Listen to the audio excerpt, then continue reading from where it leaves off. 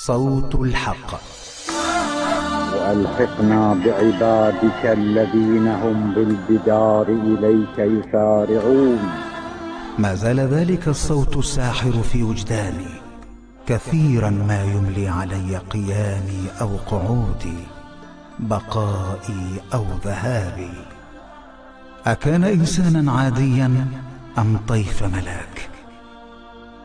وردة برية في شعاب وطننا أم قمرا أراد أن يرسل كل أضوائه في لحظة ودفعة واحدة ليكون وطنه ذلك الشذا المنبعث من حنايا طهره، الذي ما زال العراقيون يسألون عن كيفية انتشاره فوق تلك التلال والوهاد.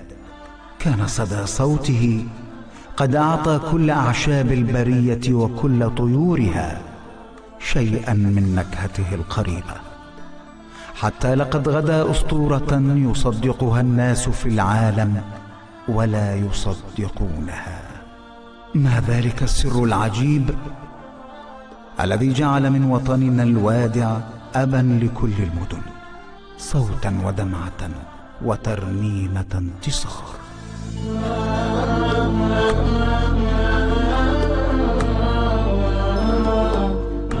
صوت الحق.